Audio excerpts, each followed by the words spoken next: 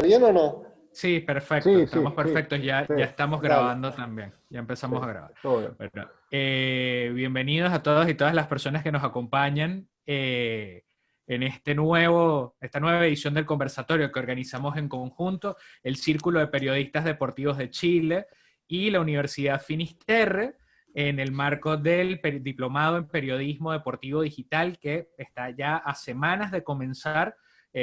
Tenemos, bueno, a don Danilo Díaz, presidente del Círculo de Periodistas Deportivos de Chile, a don Sergio Gilbert, director del Diplomado en Periodismo Deportivo Digital de la Universidad Finisterre, también, bueno, miembro del Círculo de Periodistas Deportivos, y a nuestro flamante invitado el día de hoy, don Diego Borinsky, recordado por su trayectoria extensa de más de 23 años, si no me equivoco, en la revista El Gráfico. Actualmente trabaja en Cadena 3 de Argentina, en Clarín, y si me queda pendiente alguno, Diego, se lo quedo debiendo, porque Ah, el currículo suyo es tan amplio que a veces cuesta sintetizarlo. Bueno, queremos agradecerle su presencia en este conversatorio y nada, preguntarle para abrir operaciones y antes de cederle la palabra a don Danilo y don Sergio, en qué se encuentra en este momento y cómo ha hecho durante estos tiempos tan complejos de pandemia y demás para poder seguir llevando adelante el ejercicio de la profesión.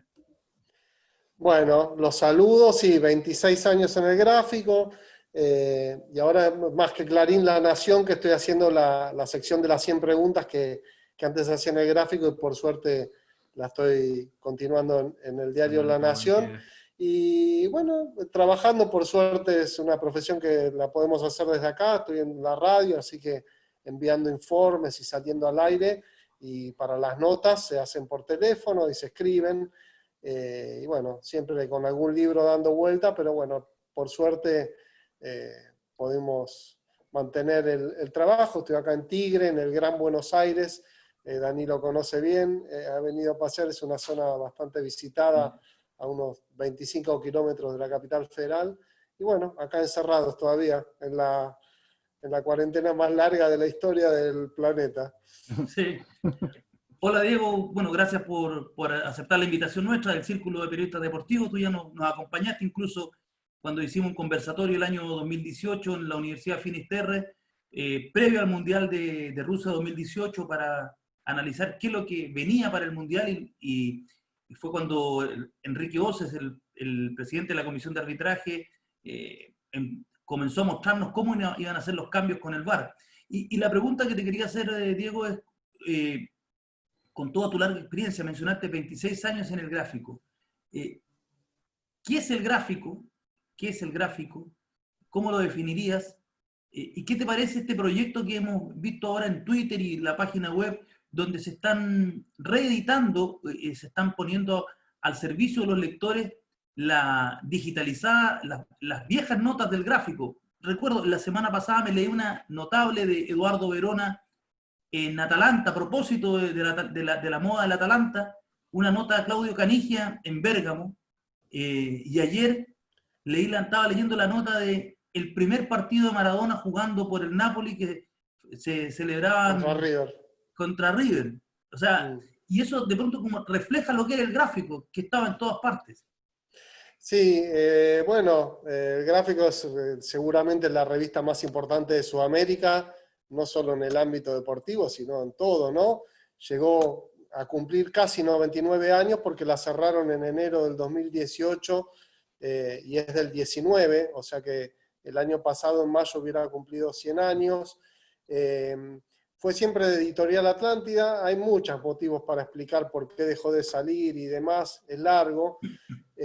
Pero uno de los motivos fue que en el año 99 lo compró una empresa de televisión, que es Torneos y Competencias, ahora es Torneos, y bueno, y la verdad que estar en una empresa de televisión, en su momento la compró Carlos Ávila, que fue el creador de todo el universo de lo que fue Torneos, de fútbol de primera y demás, y bueno, después Carlos Ávila se peleó con Nofal y demás, dejó de estar en Torneos, ya no podía ni entrar al edificio que había construido, y yo creo que la compró, o lo que se comentaba en ese momento era porque él quería llegar a la FIFA, digamos, y el gráfico era una puerta de entrada, porque alguna vez vio en las oficinas, en los escritorios, los veía el gráfico, ¿no? Que siempre fue una revista que se recibió ahí. Y después, bueno, al estar en una empresa de televisión, que no es lo mismo que estar en una editorial, más allá de que el papel está en declive y que las nuevas maneras de comunicarse con el teléfono y demás, y redes sociales, obviamente influye mucho en todo lo que sea papel. Vos hablás con cualquier editor del diario El Mercurio, de Clarín, de revistas, de lo que sea, y el papel vende cada vez menos, eso es obvio. Pero bueno, al estar en una empresa de televisión es como que nunca nos dieron demasiada importancia. En el año 2002 pasó a ser mensual, y bueno, cuando cierra la revista en enero del 2018, cierra la revista, nos despiden a todos, pero obviamente queda el archivo del gráfico, que es una cosa monstruosa, que yo lo visitaba todos los días porque lo tenía a 50 metros, cada vez que hacía las notas de las 100 preguntas iba a agarrar el sobre del personaje en cuestión, y ahí estaba el recorte de todas las notas, más allá de las fotos y demás. Entonces, Torneo sigue con ese archivo, tiene un programa en TNT Sports, y algo que pasó siempre con el gráfico es que nunca le dio mucha importancia al tema de la web. Siempre fue muy atrás el gráfico en la web, ya cuando la mayoría de las redacciones de los medios tenían una redacción con mucha cantidad de gente en el tema digital, el gráfico recién arrancaba. Y entonces, y nunca quisieron invertir, Torneos nunca quiso invertir en eso, en contratar gente, en tener una redacción, con lo cual siempre fue muy atrás. Y bueno, ahora quedó en Torneos, y con un par de pasantes de Torneos lo que hacen es digitalizar las notas, las ediciones completas, en muchos casos. El otro día yo veía, por ejemplo, cuando River, se cumplieron 45 años de River campeón del 75, campeón después de 18 años con la Bruna de técnico, y estaba la edición especial que había sacado el gráfico, que era hecho por Norberto Alonso en primera persona, eran 200 páginas, y bueno, la habían subido, y uno podía ver, pasando página por página, toda la edición. O sea, como si fueras al placar donde yo tengo toda mi pila de revistas, sacás y empezás a ver, nada más que lo ves en la computadora. Por supuesto, se puede agrandar la página, podés mirar, y bueno, eso está haciendo un poco esta gente que está manejando las redes sociales de gráfico y la web.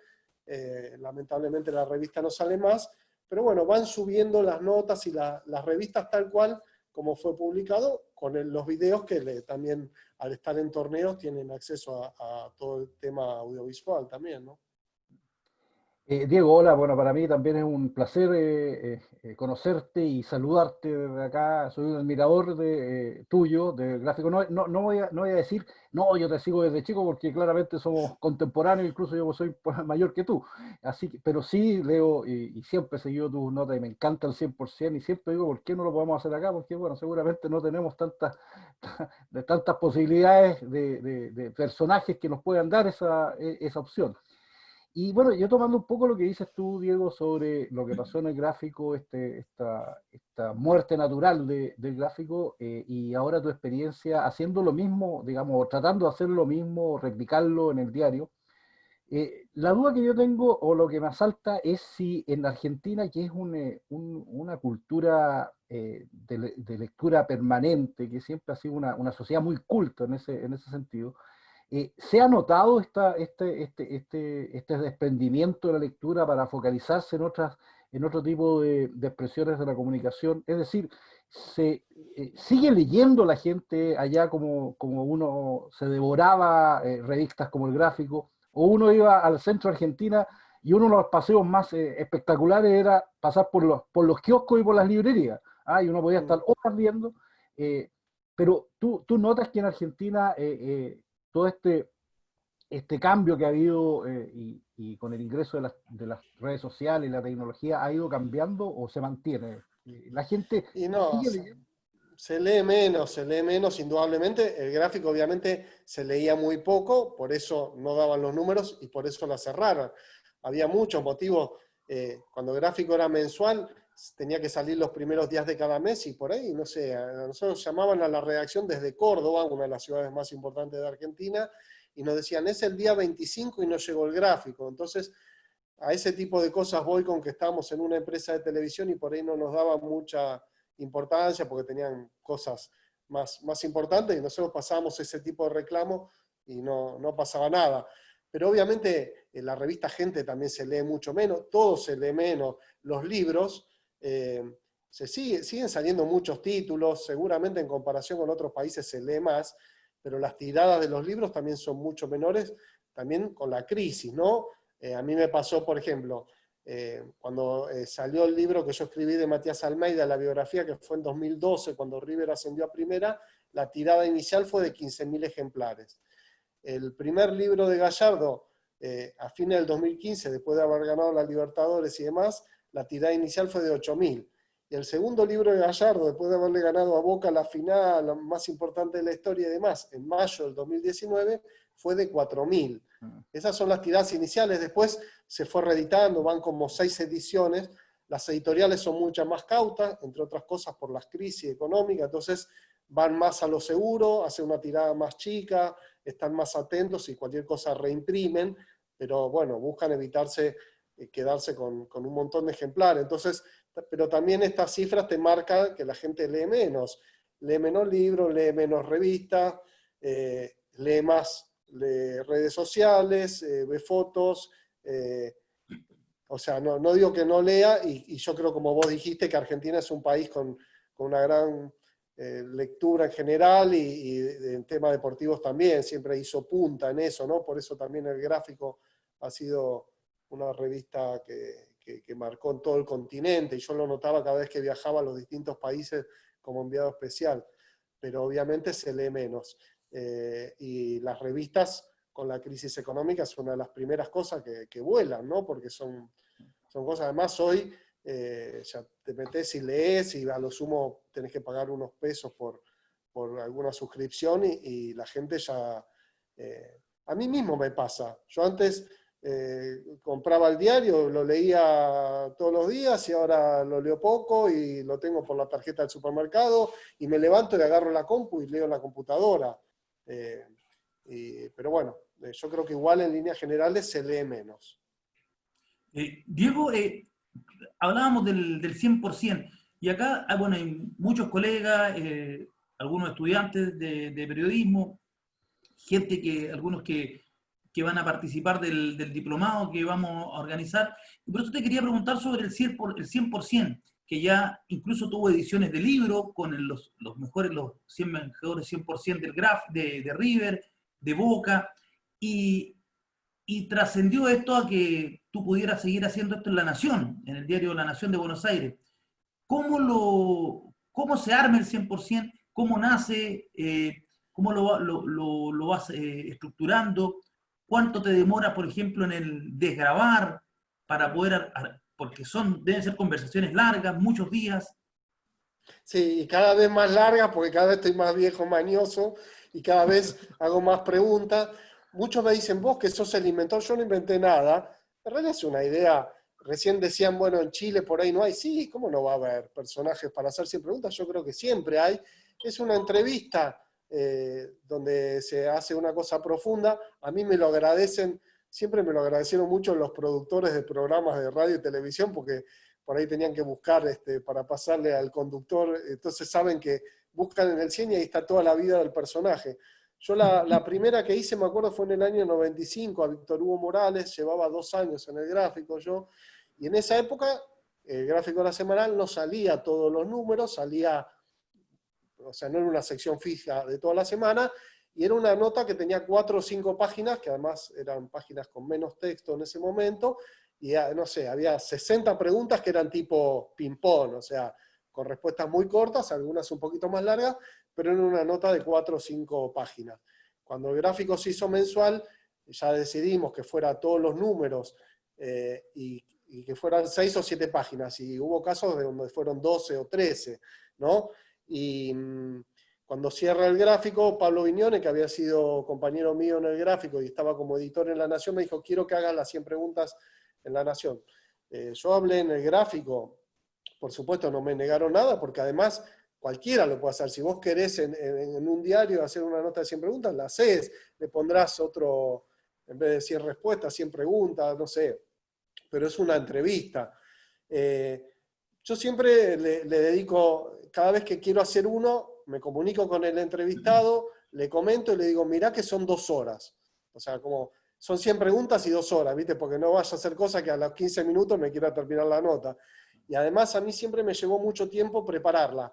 Entonces, yo cuando tenía el archivo del gráfico a 50 metros, iba al archivo, sacaba recortes y por ahí estaba 4 o 5 días preparando. Muchos me preguntan, ¿anotás las preguntas? Y sí, hermano, ¿cómo querés que me acuerde 100 preguntas de memoria? No, claro, agarro un documento de Word, empiezo a leer las notas y empiezo a tirar preguntas. Hay 15 preguntas que se las hago a todos, que es tu día más feliz en el fútbol, tu día más triste, el mejor técnico, el peor, tus mejores amigos, te agarraste a piñas alguna vez con un compañero, quién es fulanito de tal, bueno, tus trabajos de chico, cómo empezaste en el fútbol, y después cada historia va teniendo su cosa, pero uno de los detalles importantes es que por ahí, leyendo algún detallecito de una nota perdida, encontrás para hacer una pregunta, y que por ahí son 2 o 3 preguntas, y entonces, bueno, ahí está la gracia. Yo me anoto unas 110 preguntas, ponele, pero después estoy muy atento a la repregunta, entonces yo estoy hablando y repregunto. Ahora con la pandemia las tuve que hacer por teléfono, habitualmente las trato de hacer mano a mano y las grabo, y en promedio son entre 2 y 3 horas, y después de grabar son unas 6 horas, y después, yo siempre digo, además cada vez más mañoso, por ejemplo, hace 2 números le hice a Franco Costanzo, que atajó en la Católica, que se retiró en la Católica, que hubo bastante repercusión porque la gente se ve que lo quiere mucho.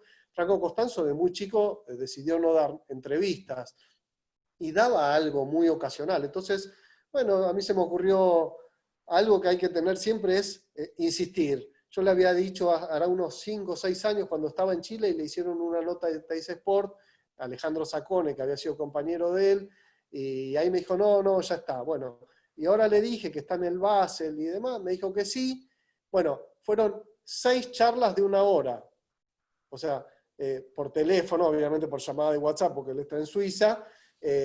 Fueron 6 charlas de 1 hora, la última de 1 hora y media. O sea, y después todo eso, que eran más o menos unos 100.000 caracteres, que es lo que nosotros utilizamos los de los medios gráficos, para la gente que no sabe, los caracteres son las letras, pero para que se den una idea, mi libro de Almeida creo que eran 600.000 caracteres, o sea, yo de la nota Costanzo tenía 1/6 o 1/5 del libro, más o menos, pero eso era lo que tenía en crudo. Después yo eso lo tenía que transformar en 50.000 o 45.000, o sea, un poco menos de la mitad. Entonces ahí empieza un trabajo de edición, de juntar respuestas, de eliminar algunas otras cosas, de dar vuelta, de poner un comienzo atractivo, de no tocar un tema y después tocarlo más abajo, porque eso en la conversación se va dando.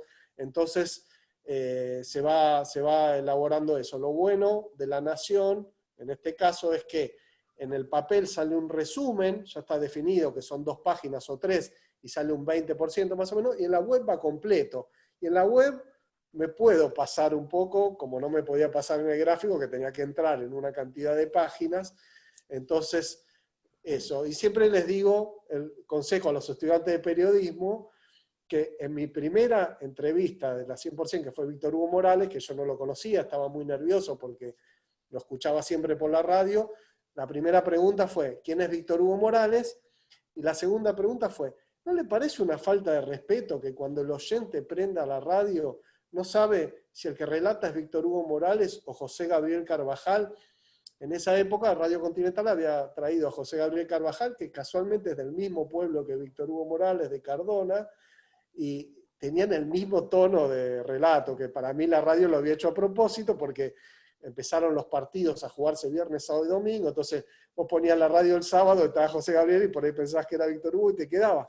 Y Víctor Hugo me dijo, la pregunta es una falta de respeto. Y yo iba por la pregunta 2, me quedaban 98. Y yo digo, no, bueno, pero Víctor Hugo, ya te contesté, me dijo. Y yo dije, ¿y ahora qué hago? Entonces, bueno, apagué el grabador, le expliqué que yo la pregunta la hacía con buena intención, que yo había notado eso. Bueno, después de una pequeña discusión me dice, bueno, sigamos y después me haces la pregunta de otra manera. Pero siempre le ponía este ejemplo cuando di durante 20 años clase en Deportea, decir, muchachos, las preguntas difíciles, esperemos más para el final. ¿no? Entremos en confianza con el entrevistado, que el entrevistado se dé cuenta que nosotros sabemos mucho de él, que estudiamos a fondo al personaje, que nos ocupamos, que se vaya dando, y a partir de eso se va dando un clima de confianza. Siempre hay que preguntar todo, nunca hay que tener miedo de preguntar, aunque sea la pregunta más dura. Yo he tenido entrevistados que estaban enfermos terminales y demás. Siempre que sea con respeto hay que preguntar, pero obviamente después de entrar un poquito en confianza, ¿no? Diego, en tu experiencia, y yo creo que más que nada para los jóvenes que están estudiando periodismo, ¿cómo le puedes decir tú la manera en cómo se forma un periodista deportivo? Es decir, nosotros todos tenemos, me imagino, y tenemos el primer llamado, que es la pasión por el deporte. Todos, desde chicos, no llegamos así de repente a esto, sino que tenemos una pasión. Después entendemos que el periodismo puede ser una manera de expresar esa pasión a través de un oficio, una profesión. Pero ¿cómo se forma este periodista deportivo? ¿Cómo ves tú al joven y al chico? ¿Cómo le puedes decir tú, mira, para ser periodista deportivo tienes que pasar todas estas fases, o esta es la manera y forma de, de educarte, de entrenarte para llegar a ser un periodista deportivo? Yo creo que esto es bastante personal y tendrá que ver con lo que siente cada uno. En mi caso, a mí me pasó que en el colegio, por ejemplo, todas las materias que era lengua, redacción y eso no me gustaban. A mí me gustaban los números. De hecho, terminé el colegio, que era un colegio que eran de 6 años supuestamente, y entrábamos derecho a la universidad, y justo hacia el fin de cuarto año hubo un cambio en el sistema, apareció el ciclo básico, entonces de golpe tuve que decidir qué carrera estudiar. Entonces fui a una orientadora vocacional, que tiene pedido de captura de Interpol, ahora ya van a saber por qué, porque me salió biología, veterinaria, medicina y bioquímica. Bueno, me anoté en biología, empecé a estudiar, me iba bien en la facultad, mis compañeros empezaban ya a trabajar en los laboratorios, a hacer pasantías, pero yo no me imaginaba mucho, o sea, me iba bien, y de repente me enteré que habría Deportea, que era una escuela de periodismo deportivo basada en la práctica. Y a mí siempre me había encantado, desde chico agarraba el diario, lo primero que leía eran los deportes. Siempre me gustó el fútbol, fui a la cancha de chico, a mí me encantaba ver, me encantaba escuchar, me encantaba leer. Pero me gustaba leer el diario y dice, bueno, y me anoté y me di cuenta que me salía bastante fácil escribir y más o menos grande, ya a los 24, 25 años, me empezó a gustar leer los libros y me di cuenta que me gustaba escribir. Pero bueno, todo entró a través del fútbol, y hoy yo lo que te digo es que me parece muy importante que el que tenga esa pasión de contar y de saber escuchar y que le guste, a mí el fútbol, puede ser otro deporte, pues estamos hablando de periodismo deportivo, que le meta para adelante, porque es hermoso. Bueno, ya es una bendición tener trabajo, ¿no? Por lo menos en Argentina, supongo que en Chile más o menos debe ser parecido. Y trabajar de lo que nos gusta, o sea, muchas veces yo digo, tengo que ir todo el día, tengo que ir a la cancha a comentar, y es eso. O muchas veces tengo la presión porque estoy escribiendo un libro. A mí me pasó con los libros de Gallardo que sigo recibiendo mensajes, no te digo todos los días, pero un día por medio, cada 2 días, mensajes de la gente agradeciendo la posibilidad de conocer, en este caso a Gallardo de más cerca, y te dicen qué suerte que podés ser testigo directo. Y la verdad que poder contar esa historia de algo que te apasiona tanto, la verdad que está buenísimo. Mi humilde consejo es que al que le guste esto, que le meta ante las dificultades todo, que lea mucho, que tenga siempre al otro en la cabeza, porque lamentablemente a mí el 90% del periodismo deportivo actual no me gusta, por lo menos de lo que yo escucho en Argentina, que veo mucha tele, escucho mucha radio, veo muchos periodistas agrandados que se creen más importantes que los protagonistas, que te hablan desde arriba, que critican sin argumentos, que tiran sin saber los datos, o sea, soberbios, sin ponerse en el lugar del otro. Escucho por la radio, no, tengo un dato que me acaban de decir del jugador que va a comprar Boca, pero no lo voy a decir porque no puedo. ¿Cómo no podés? O sea, no digas nada. Todos tenemos datos en off, pero ¿cómo no podés? Si vos estás trabajando en un medio de comunicación para que te escuchen, si vos tenés algo que no que podés contar porque lo tenés que chequear, no digas nada. Pero esta cosa de pavonearse, puse un ejemplo nada más, ¿no? Pero, o de pegar por pegar, es muy evidente cómo muchos medios se le pegan. A Messi, por ejemplo, porque saben que no les va a dar nota, entonces le pegan y no les importa, o para hacerse los distintos, o para que en España hablen de ellos. Entonces eso está lleno hoy, lamentablemente, y a mí me da mucha bronca. Pero bueno, la única defensa que uno tiene es tratar de hacer lo mejor que puede uno a conciencia, equivocándose, porque somos humanos, pero no desde la mala intención que se ve y desde ese divismo que se nota sobre todo en los periodismos de tele, ¿no? Diego, ¿y cómo tú viviste como periodista desde que entraste a trabajar al gráfico y ahora con el trabajo en La Nación, más el trabajo en la radio cordobesa? Esta lógica que existe en Argentina de las ideologías en el deporte. Porque en el fútbol, durante 30 años, 40 años, era o Menotti o Bilardo. De pronto apareció Bianchi en el medio. Eran los tiempos de Grigol o Menotti, antes de que el bilardismo se impusiera en el Mundial del 86. Y en general uno observa en Argentina tienen esta discusión de pronto, aunque se lleven bien, mañana en el básquetbol, mañana lo Ovejo Hernández, ¿con quién te queda? Julio en el vóley, Julio Velasco, pero no sé si tiene algún antagonista. Esta lógica de Monzón o Galíndez. La grieta, y incluso en el fútbol antes era La Bruna y Lorenzo, ¿no? Porque era el claro, lírico y el laburante. ¿Cómo se puede vivir ahí? Porque al final, en definitiva, como alguna vez un amigo argentino me dijo, el problema de Argentina es que siempre quieren transformar en un Boca River hasta la música. Entonces me decía, o eres de Soda Estéreo o eres de los Redonditos de Ricota. Y bueno, esa típica argentina, ¿no? La grieta, y que lamentablemente se traslada a la política. La verdad que y cada vez peor, porque con las redes sociales se multiplican, porque vos ves un día en tendencia es uno y el otro, ¿no? La verdad que es muy complicado, es como que se genera un odio, una división permanente, y lo peor es que pasa a la política, pues si fuera una cuestión nada más...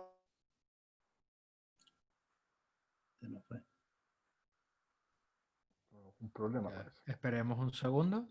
Sí.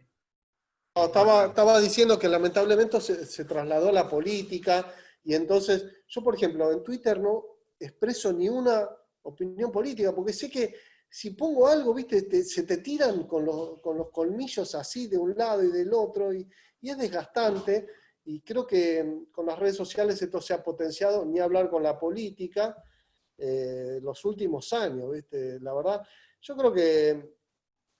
y también me parece que es bastante relativo en el deporte y tiene que ver mucho con las simpatías personales, más allá de que obviamente hay diferencias entre Menotti y Bilardo, la prioridad que cada uno le da a cosas, pero después vos encontrás estudiantes del 82 que jugaba con 3-10, con Ponce, Troviani y Isabela, ¿viste? Entonces, me parece relativo. Muchas veces me parece que es más cuestiones personales y de simpatía hacia la persona, que otra cosa. Pero bueno, en Argentina es mucho esto se da mucho lo de la división, y en los últimos años terrible, y hace mucho daño porque no permite crecer. Vos ves que en otros países, no sé, se ponen de acuerdo en ciertos puntos básicos de los gobiernos, que más allá de quién esté, como políticas a largo plazo, y esto acá como en Argentina como que es muy difícil.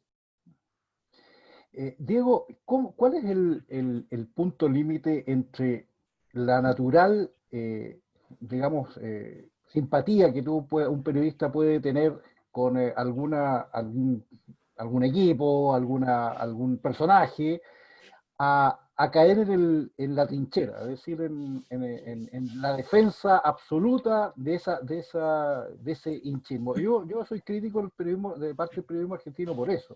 Y los traslado también al periodismo español. Por ejemplo, uno sabe quiénes son de Barcelona y quiénes los de Real Madrid. No quiero solamente decir que en Sí. Argentina pasa, pero con Boca River pasa y uno lo ve. ¿Cuál es el límite? ¿Cómo te das tú el límite?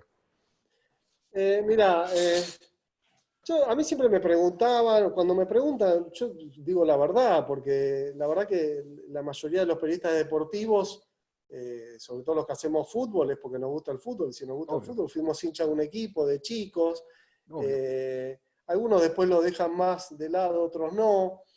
Yo me acuerdo cuando estaba haciendo el libro de Almeida, estaba escribiendo en la solapa los datos y no sabía si poner.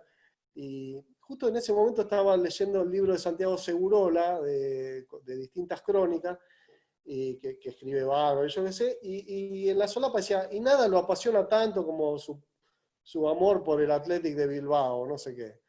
Yo dije, más sí, yo pongo, bueno, gracias a mi viejo por llevarme al Monumental desde los 6 años. Eh, Ahora, yo veo que hay muchos, o sea, admitir que uno es de un equipo me parece perfecto. Lo que no hago es, por ejemplo, cuando yo saqué el libro de Gallardo, un montón me decían, Diego, y va el tercero, ¿no? Porque ya habían salido dos, entonces me hacían, dale, y va el tercero, ya tengo el título, y va el tercero por el relato de Mariano Clos del tercer gol del Piti Martínez. Yo jamás le di un like a eso, porque eso sí me parece que no da. O sea, yo no puedo estar propiciando o avalando una cargada, en este caso un rival o lo que sea, ¿no? Yo soy hincha de River, voy a la cancha de Boca a comentar los partidos de Boca, si le dan un penal a River que no es, voy a decir que no fue, y si lo perjudican a Boca con un fallo, voy a decir que lo perjudicaron. O sea, después si me pongo contento, ¿no? Por supuesto, eso me parece que nos pasa a todos, algunos lo pierden más que otros, ¿no?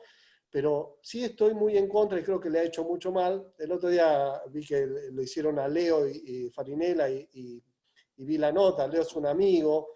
Yo creo que, por ejemplo, esa columna que se hacía del hincha no fue bueno, porque a veces se pasaba el límite, o sea, era muy agresivo hacia el otro equipo, ¿no? Me parece que en ese sentido, y cada vez esto se fue potenciando más, entonces en las redes sociales vos tenés el que cubre River, por ejemplo, para Olé, por decirte algo, metía un gol Boca, ¿no? Que había sido un offside por 10 centímetros, y el árbitro no lo había cobrado, entonces te frenaba la imagen, decían, bueno, miren, claro, así le dan los goles a Boca. Y eso no lo puede hacer un periodista, porque eso está incentivando la violencia, el odio y demás, ¿no? Y bueno, muchos periodistas que cubren los clubes dicen las cosas que quieren que no se animan a decir los dirigentes, hablan en boca de los dirigentes. Por ejemplo, recuerdo algunos periodistas de televisión que cubrían Boca, cuando se suspende el partido en el Monumental, decían, Boca no va a aceptar jugar de ninguna manera. Este partido Boca no lo juega, va a pedir los puntos. Y vos te das cuenta que eso era la bajada de línea de presidente Boca, y hay que tener un poco de criterio también, ¿no? Más allá de que uno tiene sus fuentes y demás. Entonces, a mí me parece que es bastante más sano y más cierto decir, a mí cuando me preguntan, soy hincha de River, sí, ¿cuál es el problema? Y me pongo contento cuando gana River, sí. Y si encima estoy haciendo los libros, como estuvo haciendo el de Almeida, que fue un parto, porque si River no ascendía, todo el trabajo que había hecho saben dónde me lo metía, porque el libro no salía de ninguna manera, porque echaban a Almeida. O sea que era una locura. Yo, cuando a River le empataron un par de partidos en la recta final del ascenso, yo revoleaba los almohadones, me tiraba con las piernas para arriba en el baño, decía, no va a salir el libro, me mato. O sea que era un doble sufrimiento. Con Gallardo fue todo lo contrario, porque le propuse, apenas asumió, le dije, Marcelo, nunca vi jugar hacia arriba, tenemos que hacer un libro. Y después fue ganando todo, y uno se va encariñando con los personajes, además del sentimiento que uno trae. Entonces, por supuesto que estás esperando que gane, pero de ahí a no poder analizar un partido, decir cuando uno perjudica, a no bardear, porque eso me parece que esto se ha hecho mucho, y los periodistas que cubren un equipo se creen que que tienen que ser hinchas de ese equipo y bardear, como se dice acá, al otro. Eso sí me parece muy mal, porque genera violencia. Entonces, yo te puse un ejemplo que es, todos los que me pusieron, Diego, dale ya, y se va el tercero, no le puse ni un like, porque me parece que no corresponde. Vaya que alguna vez uno se pudo haber equivocado o no, pero ahí sí me parece que está mal. Lo otro me parece que ser sincero con el otro, salvo que crean que nacemos de un repollo, ¿no? Que la gente piensa que los periodistas deportivos nacemos de un repollo, o que piensen que solo pueden comentar a su equipo un hincha de su equipo, cosa que... Mirá, y te doy el último ejemplo. El día que presentamos el libro de Gallardo, el 12 de junio del 2019, en un auditorio con periodistas, cámaras, ¿viste? Son esos momentos que sentís que tocas el cielo con las manos, que ya me había pasado con el de Almeida y con el primero de Gallardo. Moderó Juan Pablo Barsky, que para mí es de los mejores periodistas deportivos que hay. Entró al salón, nosotros estábamos esperando con Gallardo en una salita, y dice, antes de que entren los protagonistas, levante la mano los que acá son hinchas de Boca, dice Barsky. Y él levantó la mano, fue el primero en levantarla. Bueno, les quiero decir que ahora la persona que va a entrar seguramente, no sé, hizo un chiste, pero él fue el primero en levantar, y debería ser así de natural. ¿Cuál es el problema? Que seamos, si nacemos, no nacimos periodistas deportivos, o sea, nacimos hinchas de fútbol. Entonces debería ser así natural. Lamentablemente, por todos estos periodistas que bardean al del otro equipo, que ante un mínimo fallo de un árbitro están diciendo que están favoreciendo al otro, y no es así, la Fabostera o que Conmebol Gallina, y potenciado por muchos periodistas, porque esta es otra cosa. Los periodistas que laburan en un medio, en Twitter, dicen cualquier barbaridad, como si fueran dos personas distintas. Y no son dos personas, son la misma, no podés. Si querés, ponete un seudónimo en Twitter o dedicate a las redes sociales, pero tenés un mínimo compromiso como un periodista de un medio serio de no incentivar esta locura, porque después vemos lo que pasa, ¿no? Pero bueno, eso es así. Diego, antes de ir al iniciar ya la ronda de preguntas de los asistentes, ¿cómo nació la idea del libro del Pelado Almeida y los dos de Gallardo? ¿Cómo se logra esa cercanía y esa confianza con una fuente para que él te proporcione la posibilidad de hacer ese libro? Bueno, los dos libros surgieron de las 100 preguntas, ¿no? Los que laburamos en medios gráficos siempre tenemos la ilusión de escribir algo más que una nota. Yo había colaborado con un par de libros, y en el 2009 le hice las 100 preguntas a Matías, que volvía de jugar después de 4 años de estar parado, y bueno, le hice las 100 preguntas y me gustó mucho la manera de contar las anécdotas. Tenía muchas historias, desde apretadas de la barra en Italia, de su depresión, de la época en las pensiones, de su desengaño con los representantes. Entonces, cuando terminamos, yo le dije a Matías Almeida, está buenísimo esto que contás, tenemos que hacer un libro. Y él me miró y me dijo, bueno, está bien. Bueno, esto fue a mitad del 2009. De mitad del 2009 a mitad del 2011 lo vi 2 veces. Y yo le mandaba mensajes, dale Matías, dale, pero veámonos, mirá que es tu libro. Y bueno, y nos vimos un par de veces, pero colgado, no me contestaba. Alguna vez me dijo, dale, vení hoy a la noche a casa, y llegué a la puerta del barrio cerrado, y el de la guardia me dice, no, se fue Almeida. ¿Cómo se fue si me citó hoy? Bueno, con esto, ¿qué quiero decir? Que no es tan fácil que yo le diga a Almeida, che, Almeida, dale, hagamos el libro, dale, Diego, vení, nos vemos 48 veces las horas que vos quieras. No. Bueno, yo le tuve que insistir. Cuando él agarra como técnico de River, porque además otra cosa, cuando es un personaje que está en actividad, en este caso Almeida, que estaba jugando en River, que River se estaba yendo a la B, que era una temporada difícil, yo no lo puedo estar llamando todo el tiempo, dale Matías, nos vemos, porque tienen otras prioridades, ¿no? Y bueno, cuando él agarra como técnico de River, ya en el ascenso, le digo, Matías, bueno, y ahí empezamos a poner un día fijo, que ahí se me ocurrió, y dije, voy a hablar con tu mujer, porque a la mujer yo la veía en la platea baja, entonces yo arreglo con ella, que ella me contestaba los mensajes, y el día anterior le decía, preguntale a Matías si mañana nos vemos. Y bueno, y ahí se fue dando la charla, y yo le dije, Matías, vos soltate, vos contame todo, porque después vos lo vas a ver, y si querés bajar alguna cosa que por ahí te arrepentís, yo qué sé, la bajás. Igual yo siempre le decía, tratá de bajar lo menos posible, ¿viste? Porque una vez que uno desgraba y más o menos arma, ¿viste? Y te empiezan a sacar cosas, el rompecabezas se te desarma, es complicado. Y bueno, salió el libro. Y después a Gallardo le hice las 100 preguntas en febrero del 2014.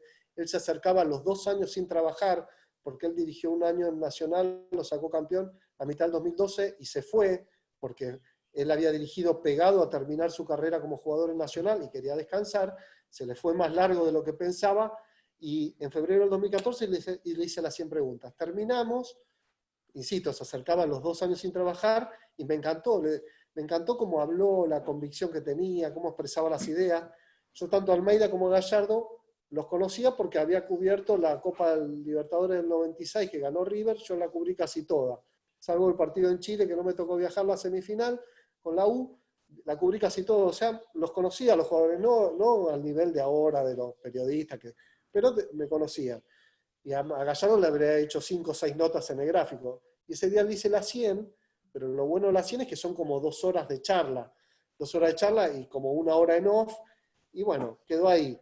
De hecho, la primera pregunta es, tengo unos pesos para apostar con mis amigos. ¿Vas a ser el próximo técnico de River? Y bueno, y a los 3 meses renuncia Ramón Díaz, él asume, y lo felicité, yo me fui al Mundial de Brasil, y a los 3 meses, cuando lo quise hacer una nota para Fox, que estaba trabajando en Fox, le digo, me gustaría hacerte una nota.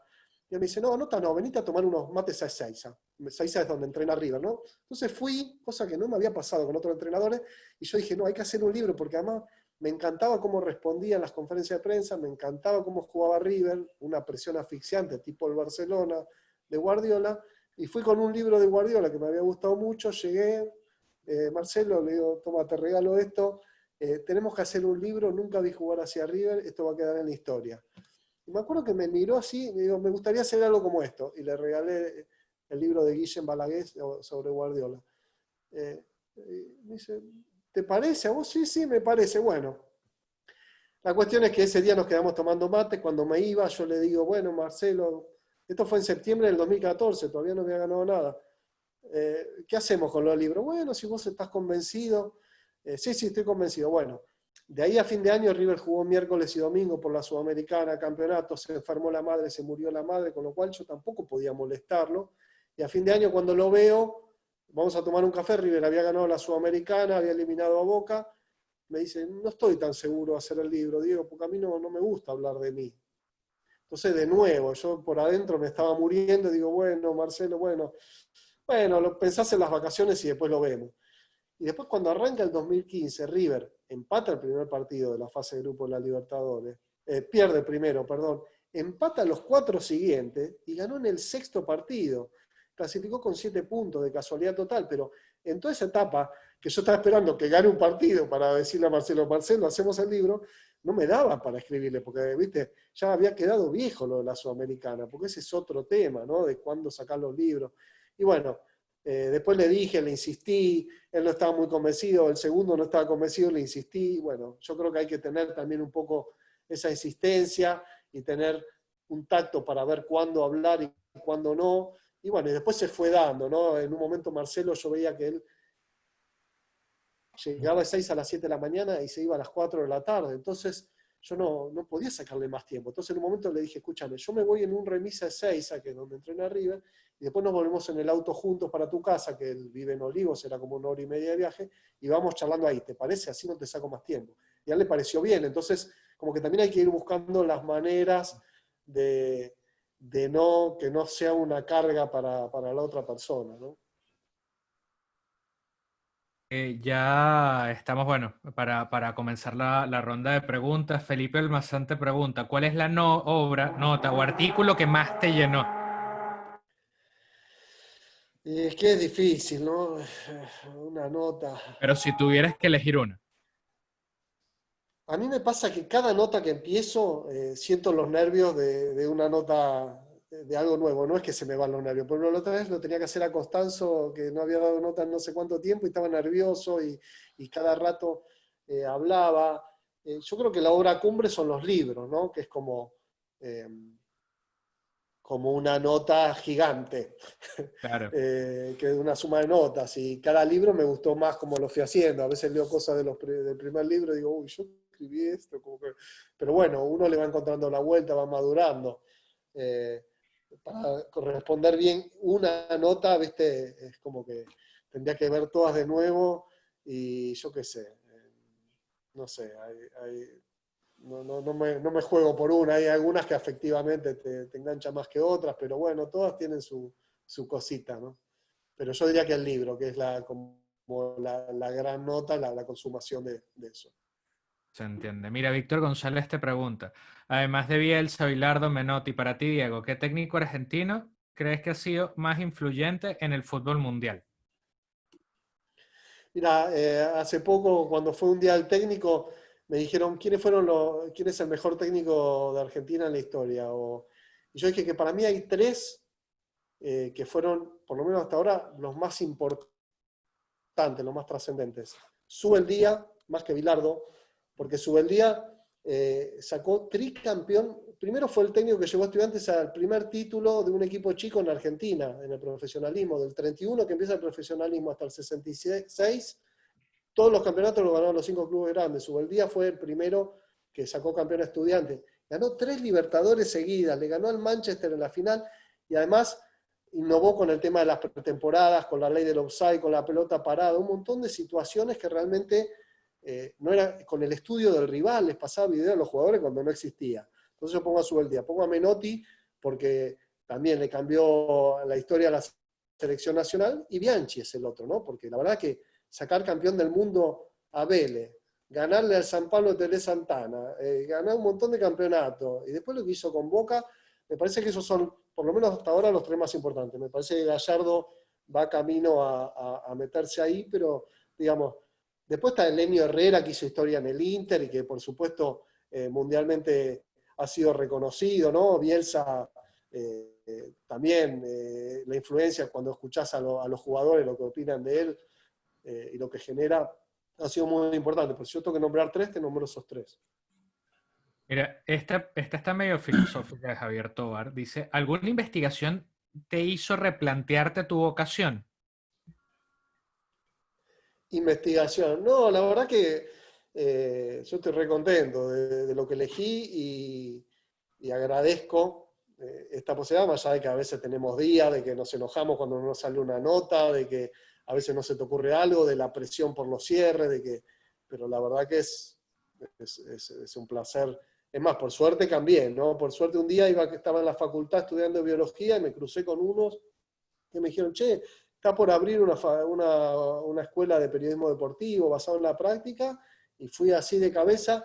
Mis padres me decían, yo quería dejar biología, me decían, no, pero ya hiciste tanto esfuerzo, estás por la mitad de la carrera, así que terminé, hice los 3 años de Portea, con los 3 últimos años de biología, me recibí de los dos, guardé el título en el placar de biología, pero no reniego porque, bueno, la verdad que me ayudó a formarme.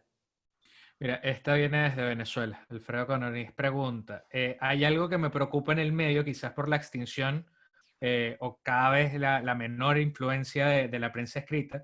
Y dice que ha visto en Argentina famosos periodistas que fueron legendarios en diarios y hoy son panelistas vociferantes. Se desvirtúa el análisis. Aparte en Argentina, viene a ser un faro guía, influencia mucho al resto del continente. ¿Cómo ves esa situación? ¿Aún hay espacio para el análisis reposado y pensado? Bueno, ya el otro día Leo habló de lo que es la tele, ¿no? También de Farinella, de que es un show. A mí me han invitado a veces y distintos programas y se grita tanto que, viste, es como que te espanta, ¿no? Y bueno, pero se busca eso. Muchos de los medios gráficos se han ido incorporando a los programas televisivos. Lamentablemente hay pocos programas televisivos. Antes habían programas de más entrevistas, de más reflexivos, pero bueno, evidentemente en la televisión no es el lugar. Para mí también se entrevista muy mal y me da mucha bronca porque yo me especializo justamente en las entrevistas. Periodistas que se sorprenden, es lo mismo que te digan, no, mira, esto es un mouse. Pará, vos me estás diciendo que eso es un mouse, pará que no te puedo creer. ¿Viste? Y vos decís, pero, ¿viste? O que te das cuenta que no conocen al personaje, o que no están escuchando lo que les dijo el personaje para repreguntar, o que se creen ellos más importantes que el personaje, porque la pregunta, esto es el ABC de la entrevista, tiene que ser corta y concisa. Si vos haces 5 preguntas le tirás 5 preguntas al entrevistado, el entrevistado te va a contestar lo que quiere, se va a perder de lo que le estás preguntando, y no es, ¿no? Entonces, fíjate en las conferencias de prensa, se ve mucho. Quieren lucirse los periodistas para que los vean en la casa, para que no sé. La pregunta tiene que ser corta y concisa, ¿no? El que importa acá que opine es el entrevistado. Para opinar y demás está cuando se hacen los programas de paneles y opinan. Pero si vos tenés un entrevistado enfrente, es así, Mira, ¿no? se entiende totalmente. Rodrigo Gallegos ataja el tema en el que hablábamos de los periodistas transparentando con total normalidad y siempre dentro de las normas del respeto de qué equipo pues, son simpatizantes. ¿Qué valor le da usted a los medios partidarios de un equipo? Medios que principalmente nacieron en Argentina y que en Chile han tenido un crecimiento exponencial en el último tiempo. No lo veo mal. Yo veo a gente que labura en medios partidarios que lo hace muy bien, que le hacen nota a los chicos de inferiores, que los va presentando, que te hace entrevistas con los distintos deportes, con historiadores que recuerdan cosas. Me parece que siempre que se haga con respeto y no desde la trinchera, como me habían preguntado antes, me parece bárbaro. O sea, es parte, hay gente que le gusta escuchar solo de su equipo. Entonces, bueno, lamentablemente también ha pasado que los medios más grandes por ahí tienen 2 horas de aire y le dedican 1 hora y media a River y a Boca y un ratito al resto, ¿no? Pero bueno, así todo, hay gente que por ahí no encuentra en esa 1 hora y media lo que le gustaría, porque se va mucho en polémica. Entonces me parece que está bien que haya medio partidario, no lo veo mal. Mira, Juan Carlos pregunta, Diego, ¿estás escribiendo algún otro libro? Siempre estoy escribiendo algo y siempre tengo en la cabeza algo. Así que sí, bueno, todos me piden el tercero Gallardo, ¿viste? Como si yo fuera, yo soy el primero. Ya en el prólogo de la introducción del segundo dije, no me pidan el tercero porque ya lo tengo en la cabeza. Pero no depende de mí, depende de Gallardo. A Gallardo no le gusta hablar de él. Y tampoco puede ser en cualquier momento, hay que esperar un momento. Pero sí, ya tengo otro en la cabeza, algo estoy escribiendo. Pero bueno, nunca se puede decir porque hasta que no esté concretado y demás, no está bueno contarlo. Mira, Felipe Lazo te pregunta, ¿cómo se enfrenta el amiguismo en el periodismo deportivo y cuán dañino crees que es para el oficio? Y sí, la verdad que hay mucho. A mí muchas veces me da vergüenza ajena, ¿no? Yo trato de tener una relación cordial con los protagonistas, me gusta que estén contentos cuando le hago las notas y que reflejen lo que piensan, pero no soy de estar llamando para los cumpleaños, o, o, o a veces yo escucho a algunos conductores que dicen, bien porque es mi amigo. Lo dice así, el conductor muy reconocido. Yo digo, ¿pero qué estás diciendo? O sea, ¿cómo? Quiero que le vaya bien porque es mi amigo. No, vos tenés que evaluar, no me parece. O también alguno que se enojó con Maradona porque tenía un negocio y después viste, no me parece bueno. Y hay muchos productores que necesitan tener a los entrevistados que le vayan a los programas, que les salgan en los móviles, y que entiendo que tengan que estar encima y regalarle cosas y saludarlo por los cumpleaños, pero yo lo dejaría como productor, no lo pondría en cámara después. O sea, lo dejaría para que te consiga el tipo, porque vos lo querés para el programa, pero no lo pondría en cámara. Pero bueno, evidentemente, no me gusta. A mí me gusta que haya confianza cuando hago una entrevista, que el tipo se sienta cómodo, pero el amiguismo, así como decís vos, no me parece bueno. Mira, queda espacio para un par más. Isidro Cornejo te pregunta, ¿cómo toman los periodistas deportivos, o sea, en este caso, cómo tomas tú como periodista deportivo, la participación de futbolistas retirados en los medios, especialmente en la televisión? Y para mí está bueno que haya un equilibrio, ¿no? No que de un panel de 5 haya 4 exjugadores y un periodista, pero me parece que hay algunos que lo hacen muy bien porque hay cosas que vivieron ellos, ¿no? Que realmente ellos saben, en un penal, en un momento antes de salir al campo, en ciertas circunstancias, me parece que está bueno porque tienen vivencias que no tenemos los que no jugamos. Siempre que lo puedan expresar bien y que no hagan gala del egocentrismo, pero sí contar, porque o está jugando un jugador y ellos tuvieron contacto con este jugador o en un campo o fuera, y está bueno que lo cuenten. Pero a mí no me gusta si en un panel de 6 veo 5 exjugadores y un periodista, eso sí me parece un poco excesivo, pero ahí, bueno, el problema no es de los exjugadores, sino de los que lo contratan, ¿no? Que me parece tener que equilibrarlo un poco. Lo que pasa es que también hay, como yo les dije, el 90% del periodismo no me gusta, y lo hacen tan mal y se creen tan sabios y demás, que la verdad es que terminan ayudando o favoreciendo esa decisión de que se llene de exjugadores. Se entiende. Mira, Andrés Podadera pregunta, Diego, ¿cuál es tu mayor anhelo como periodista deportivo? Y esta pregunta es interesante porque con toda esa trayectoria, siempre uno aspira a algo más. O sea, en su caso, ¿cuál sería?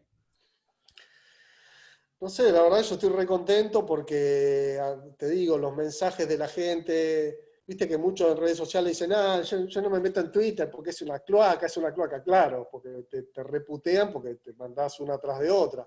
La verdad que yo obviamente he tenido algún que otro inconveniente, pero la verdad que me siento muy reconfortado cuando la gente te agradece las notas, los libros, te felicita y demás, entonces eso como que te da entusiasmo. Y siempre pensando en una nota distinta, en una nota que sorprenda, en un libro, siempre siento ese cosquilleo. Por supuesto, también me gustaría trabajar en la tele, porque en la tele es más fácil. En la tele vas un rato, charlas como estamos charlando nosotros, te llevas más plata, tenés acceso a otras cosas. Yo una nota hablo 6 horas con Costanzo, antes de prepararla 4 días, después tengo que estar 3 días para editarla, después buscar la foto, después, o sea, es un laburo infernal, me encanta, pero decís, bueno, pero todos sabemos que los medios gráficos no son los mejor remunerados, ¿no? Gráficos y digitales, sino el otro. Entonces, también decís, bueno, sí, me encantaría tener un programa de entrevistas en la tele, y poder hacer lo que hago en la gráfica, poder hacer la tele, donde para mí, insisto, en general se entrevista mal, no como con los preceptos que yo considero. Entonces, por supuesto, me encantaría tener un programa de 1 hora de entrevista en la tele. Mira, a ver si alcanzamos a hacer una más.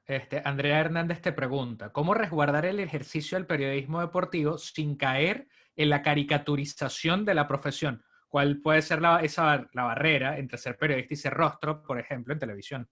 Un poco lo que habíamos hablado antes. Y sí, porque evidentemente los dueños de los canales buscan eso, a los periodistas no les importa hacer el ridículo, porque hay miles de ejemplos, no les importa gritar, no tener argumento. La verdad que a mí no me gusta eso, no me parece bueno, y me parece que no estoy tan seguro de que se haga eso porque a la gente le gusta. Yo creo que si le dieras otra cosa de calidad, lo tomarían también, pero bueno, no manejo los ratings ni nada. Sí, y una última de Felipe Cuevas. ¿Qué desafíos visualizas en el periodismo de hoy con tantas redes sociales y exposición mediática que hay dentro del fútbol? No sé, para mí las historias siguen garpando, como decimos. Me acuerdo cuando entraba a la oficina de Natalio Gorín, en la vieja redacción de Gráfico, tenía un cartelito que decía, contame una historia. Para mí todas las historias, sean en formato de entrevista, de relato, con varios testimonios, sea un libro, a mí me siguen atrapando. O sea, una buena historia siempre me gusta leerla, ¿no? Entonces, me gustaría que se pudiera seguir haciendo eso, ¿no?